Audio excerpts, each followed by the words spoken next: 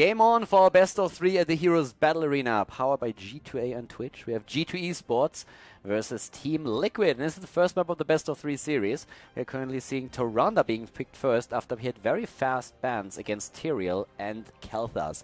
So Tyrael, this is actually already kind of fun, because Tyrael is a hero that you ban out when you are trying to go for a burst comp, right? And G2 Esports is saying, alright, get rid of that Kel'Thas. Personally, I have to admit that I would have most likely taken Jaina or Tyrande away. The only reason that I can come up with why they didn't do that is because they are trying to get the hero themselves, but now they choose ETC.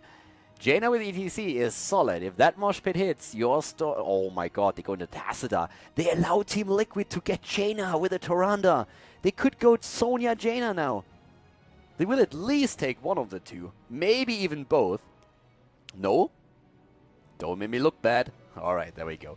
Muradin and Sonya, that works too. I mean, you have Sonya for the damage, you don't necessarily need Jaina on that setup, but it's a strong hero. I actually think we're going to see a ban on Jaina. ETC with a Tacita. Could we see a melee assassin here? I mean, it's Dragon Shy. If you have a Tacita, you can even like drop another supporter, and then you can go for one of the melee assassins, shield him, use the main healer to just like heal him up. There's a lot of stuff that you can do with that, and it's all nasty. It's all very, very nasty. So... they really take their sweet time. What would I ban against this setup? I mean, if you don't ban the Jaina, then you have to kind of take her, right? But I really assume that if G2 Esports doesn't ban Jaina, that TeamLiquid does. I mean, G2 would probably be happy to get a Jaina since... I mean, we're talking ETC here, right?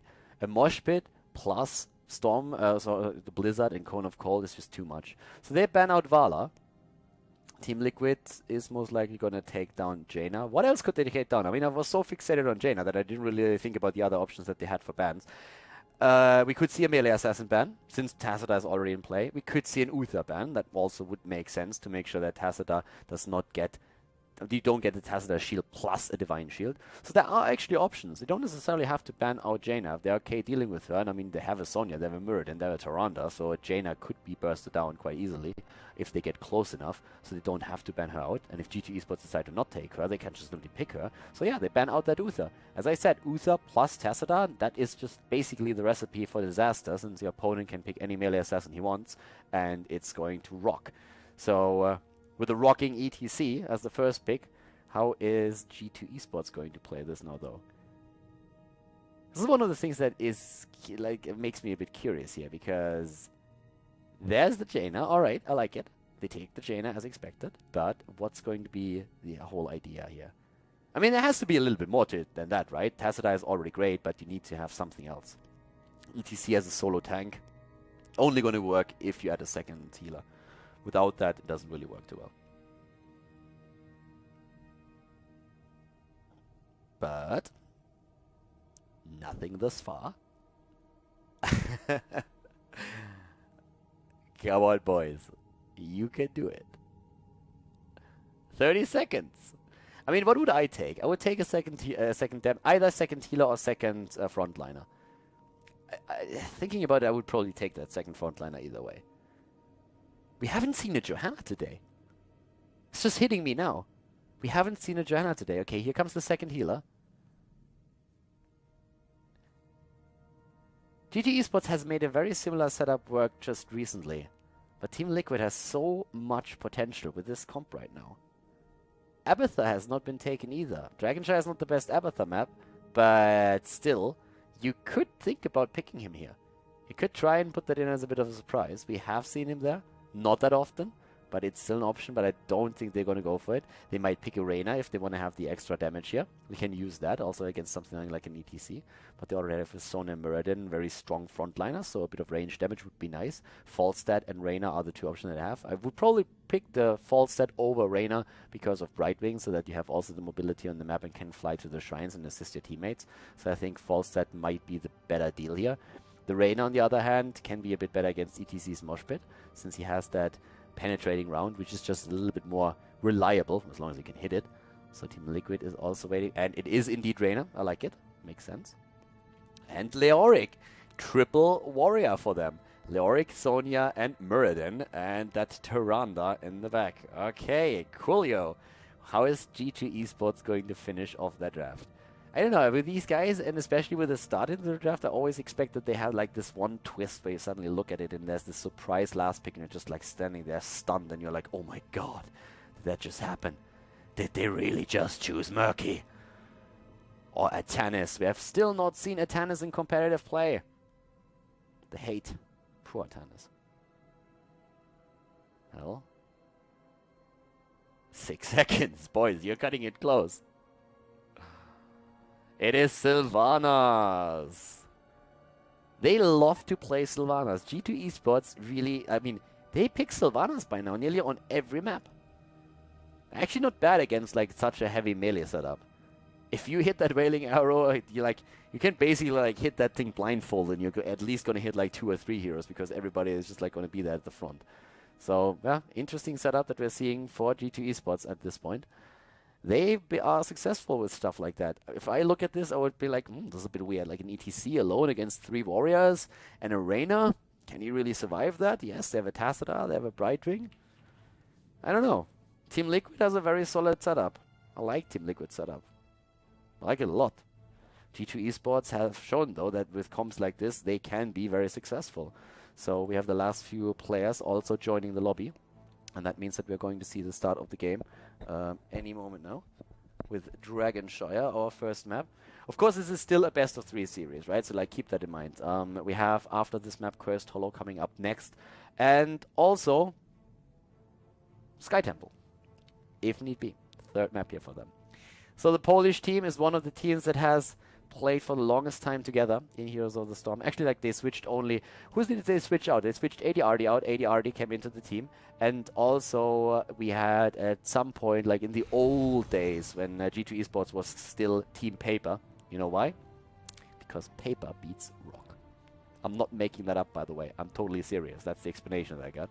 But yeah, back when they were at Team Paper, they played with Xoltro. So that was also something that they did back then. But yeah. TeamLiquid, on the other hand, they had a couple of changes. They had a few changes here in their setup. And of course, like right now, just recently, they let 3 of their players go. And as we hear the countdown already starting, we can talk about this real quick. They only kept 2 brothers. They kept Lucifron and Vortex.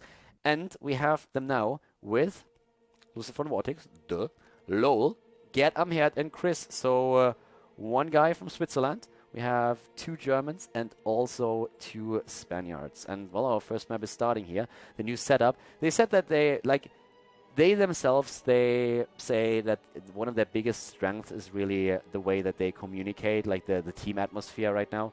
We can talk about this a bit during the game, but it's actually very interesting to listen to how TeamLiquid and other teams are currently talking about the lineups. After Prague, there's really like new teams that are forming, and so far, it's still that honeymoon phase where everything goes.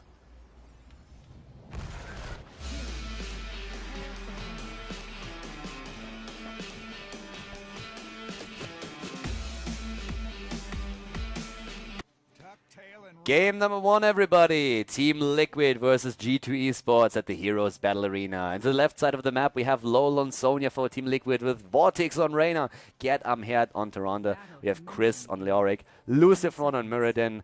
And to the right side of the map, their opponent, it is G2 Esports with Brightwing, played by Leo from Korea. Bashek is on Jaina, Shihu on ETC. And at this point, Nika playing Sylvanas, and we're currently seeing Juve on Tassadar. Pretty solid lineup here. TeamLiquid, of course, with their new setup. They let 3 of their players go after Prague, and we have them now with Gerd Amherd, Chris, and Lowell joining the brothers.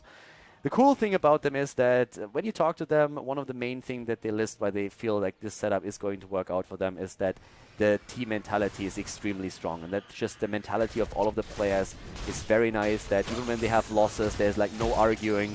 People are taking blame when they made a mistake, so they're just saying, alright, this was my mistake, and they say that it's still a bit new. They have to find their rhythm, they have to really just get a bit more stable and get used to each other's playstyle, and of course also to the way that they call the shots during the fight. But that especially the way that people deal with each other and also like deal with losses and disappointments is extremely promising, and they think they are going to be one of the top teams in Europe here. They actually already are. I mean, they have been showing great plays in the recent future, or past, past more like that. but still, we're going to see if they can actually make this work. And then we have the complete opposite, with the Polish team playing together for like ages and ages and ages. So it's going to be pretty crazy to see them play with this setup even longer. They're one of the few teams that after Prague did not change out players. Very impressive that they have just a group of players that have found each other and that still harmonize very well. So it's going to be pretty interesting to see if they are still able to keep that up. But for now, let's talk a bit about the game itself. We already introduced the players and the heroes. We have a Season Marksman build on the side of Reyna, and we're seeing Tyrande going into an Owl build. So damage on both sides. Tyrande trying to put a bit more damage in. They're still using Tyrande as the only support of the team now, putting more of the focus on the Overflowing Light on 13 and the Shadow Stalk, of course. But Lucifron missing his Stormbolt, and therefore Leo from Korea able to move away.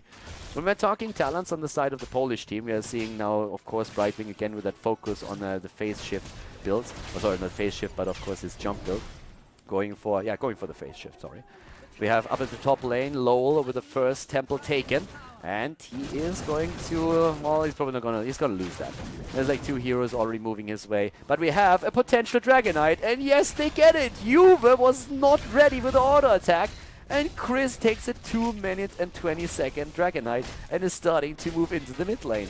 There's the Arcane Intellect taken once again. So a bit of a mana problem issue here apparently on the side of Jaina. Barshek wants to make sure that he is not going to run out of mana anytime soon, so he's doing whatever he can. But this is going to be interesting. Most of the people these days go straight for Conjurer's Pursuit and then Snowstorm. Snowstorm just seems to be the more popular talent overall. But Barshek is still more, well, he's a little bit more, more used to that level 4 talent here, more comfortable with it. We have one of the towers down. Early Dragonites, of course, don't have too many hit points, so it's not really too much of a big deal. So they're starting to move in here.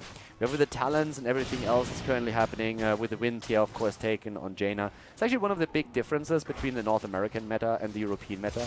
With the wind is the preferred talent to take on Sylvanas on level 1. Whereas on the North American server, it's nearly exclusively Barb Shot. So the icon is the same, the talent is different. But it's kind of interesting to see these subtle changes between the servers. Brightwing with the Peekaboo on level 4 is going to be just providing vision during the fights. Of course, Pierce has been taken. That can help if the opponent is attempting to take the Dragonite, so you can interrupt the channel. TeamLiquid, they don't have a kill yet, but they have a slight lead in experience thanks to that early Dragonite that they got. Geramhead already flying around down here. We're having also the stun attempt, but Tyrande is in trouble, and she is barely surviving since Lucifron blocks a lot of the damage, gets the Stormbolt in, and is able to force them back. Again at the top lane, Lowell with an attempt to get Nika low, slams his way in, and where's the spear? And the kill against Sylvanas. Well played by Lowell. He gets the solo kill here against Sylvanas. She was trying to escape with the Haunting Wave. That didn't really work out. And now they are jumping into the mid lane. We have the stun against Juve. Tassadar down. Brightwing was attempting to move in with a face shield. That didn't work out. So it's a double kill for TeamLiquid. Iceland's taken on 7 and the face shield for Brightwing. Brightwing still at the bot lane, of course. We have for now Unstable Poison, and ETC went into proc rock for sustain, just keep rocking, which is going to combo with the talent, and more importantly on level 13 we are very likely to see groupies. Barshek is moving back down, wants to help out here. We see Tassadar on the side of G2 Esports with the healing ward, and also the Kala's Embrace that they are currently utilizing here. Very strong talents for both of the teams on level 7. And a very popular way to skill Tyrande these days is also with battle momentum if you go for the owl build, since what you're trying to do is just like spam these owls out, and also of course like the stuns plus the heal. So battle momentum is helping you a lot with this. Vortex and Geramhead are still down to the bot lane. The lead for TeamLiquid is significant. They have nearly a level on G2 Esports, and that will give them an early level 10, of course. They are in position here. Vortex needs to be a bit careful, but so does Barshek, and Jaina goes down, moving out a bit too far. Even with Leo in place, he was not able to save her. So this is the 3rd kill for TeamLiquid, and it's also going to mean an earlier level 10 for them. No questions asked.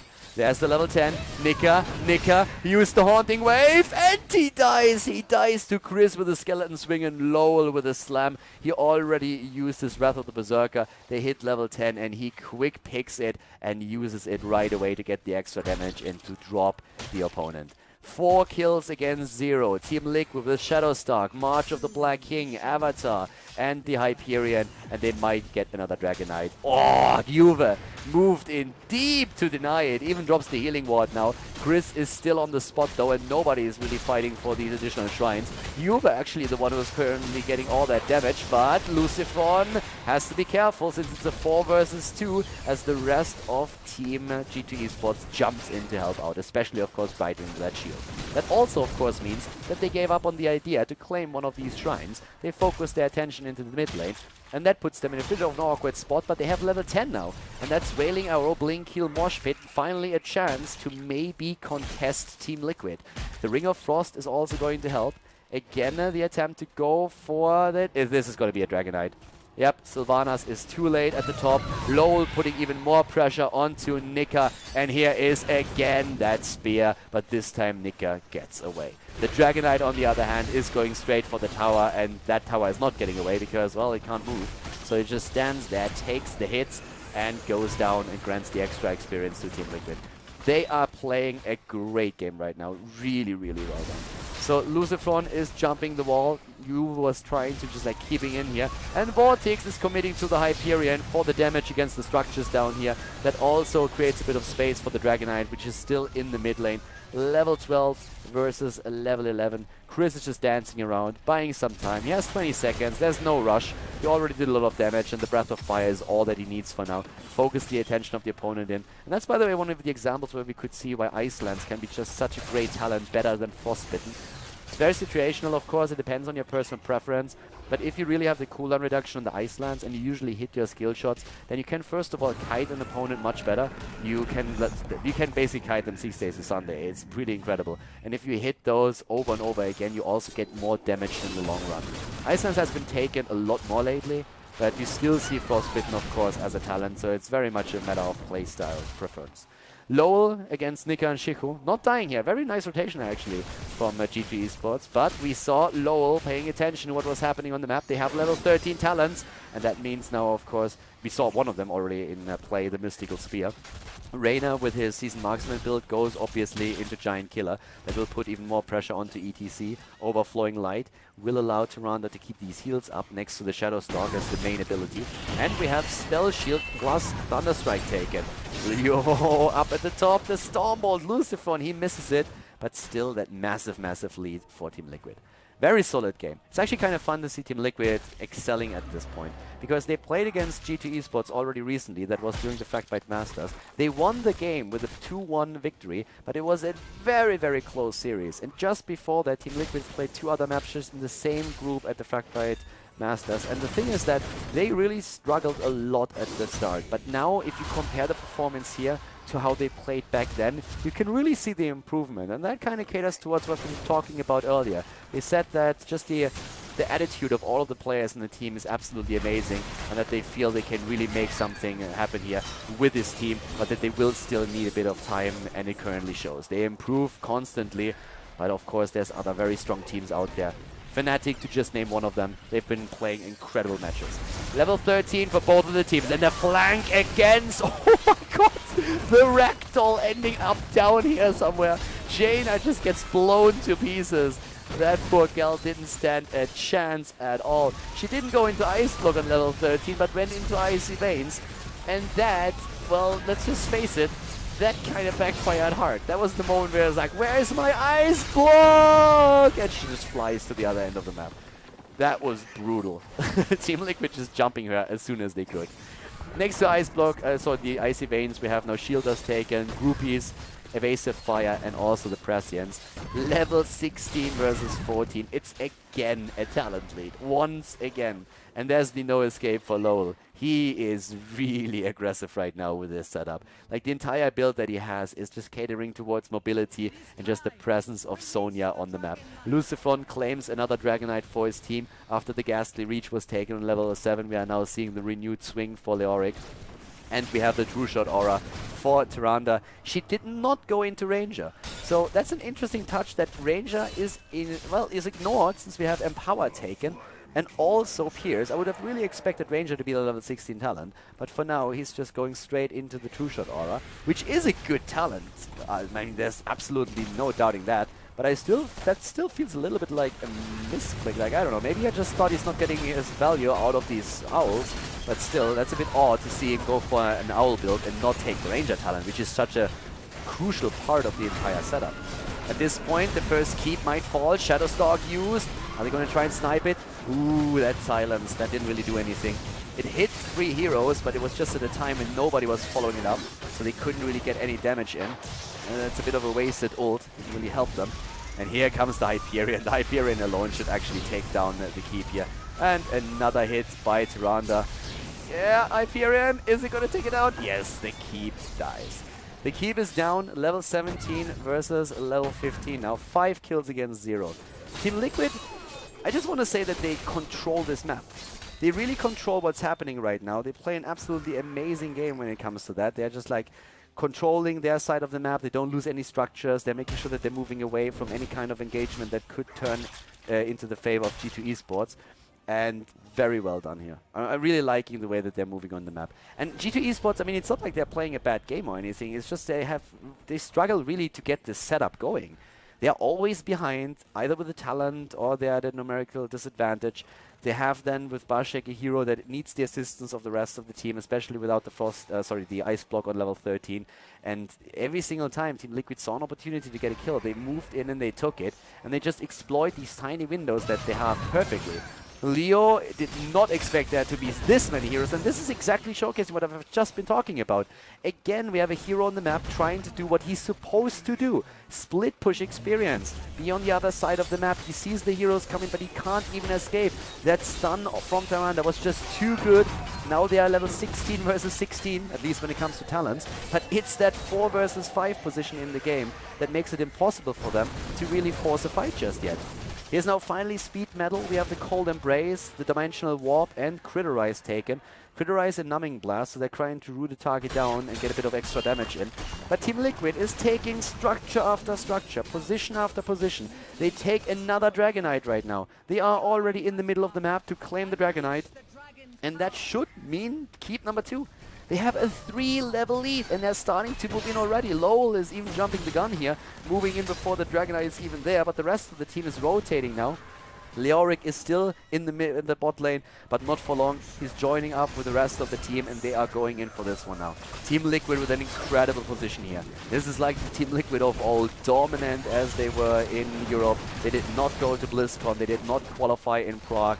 They were pretty salty about it, and for very good reason, of course. If you dominate Europe for nearly a year and then you don't make it to BlizzCon because, well, you just fall off a bit too much before the big qualifier happens, that's, of course, a reason to be a little bit angry and disappointed. But now they might be back to business. They play a great game here so far. It's a different setup, of course, a different lineup, except for the two brothers, but it is looking extremely good for the team itself. Level 20, soon to be hit. TeamLiquid about to move into the mid lane, but Lowell is claiming the experience up to the top, and that allows them to get the next talent. Here it is. Dragonite only for another 8 seconds. That's not going to be a keep, but they've been pushing this in. We have them in a pretty solid spot there. They're jumping in. Even Illidan is commenting on the game right now, and I don't blame him because it's an awesome one. But Chihu is starting to move away again. He's looking for the mosh pit. He doesn't find it though. He's trying to set that mosh pit up so that he can finally get the damage in, but it's looking really bad. There we go. He gets stunned out immediately and he dies. Sonya is about to die. Well, what am I saying? She is moving away. No, she's not. She's getting dropped. That's the only kill that G2 Esports manages right now. There's a double hardened shield. The keep is eliminated.